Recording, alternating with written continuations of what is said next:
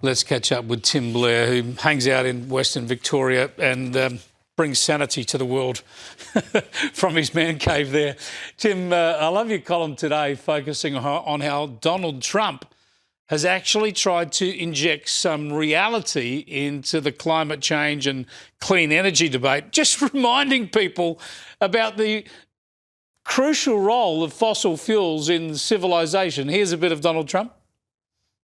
In 2009, Barack Hussein Obama, his EPA designated fossil fuels such as oil, gas, and other things that actually make factories rock and roll and other things drive very nicely as a threat to health and human welfare, known as the endangerment finding.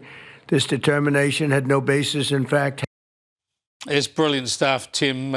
He says these things aren't a danger to the planet. They actually make the joint rock and roll.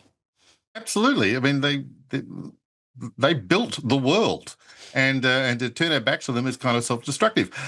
I like how he's identified in this new move the fact that so much climate activism, so much of the Green left's attempts to straighten us out, it just makes things more expensive and worse. It doesn't actually help the environment at all. It just adds huge expense for a weaker product, weaker services. So that's what this is about, it looks like. It looks like he's going back to fossil fuels just as a more practical way of delivering power to enormous numbers of people, including, because this will have worldwide impacts, including for Australians. Absolutely. Now, the big picture here is the one that we go on about in great detail with experts and the like here on this program, and that is the so-called transition to renewable energy, how that increases energy costs and it gets rid of energy reliability. And this is a massive issue for most developed nations in the world, and we'll keep focusing on that. And that's the main game of what Donald Trump and his administration are trying to do.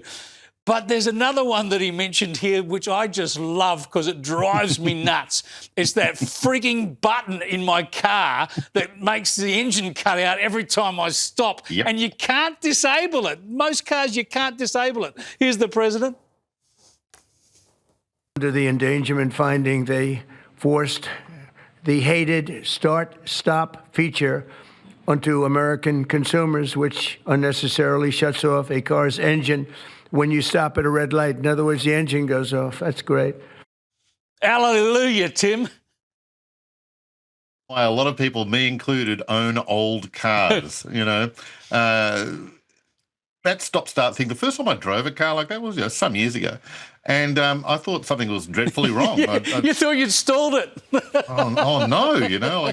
I'm all worried and trying to refire the thing, but all it needed was just to wait until the light went green and I put my foot down. But it is irritating. And as I think there's been some ads in the US pointing out the greatness of this move by Trump. It shows people in a car at the red lights with their engine off in the winter, freezing because their heater's stopped. And it's like, yes, this is what I'm getting at. You know, everything that the Green left introduces about climate makes things worse, Chris. It sure does. Now, if anybody was in any doubt as to whether Barack Obama really overdid this stuff and oversold it, I always like to remind them, this is my favourite grab, I think, of all time. These are the words direct from not the president. This was the July 2008, I think it was, yep. Just when he'd won the Democrat Party nomination. And this is what he told the world.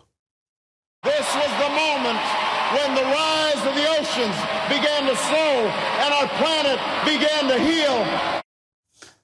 Unbelievable hubris.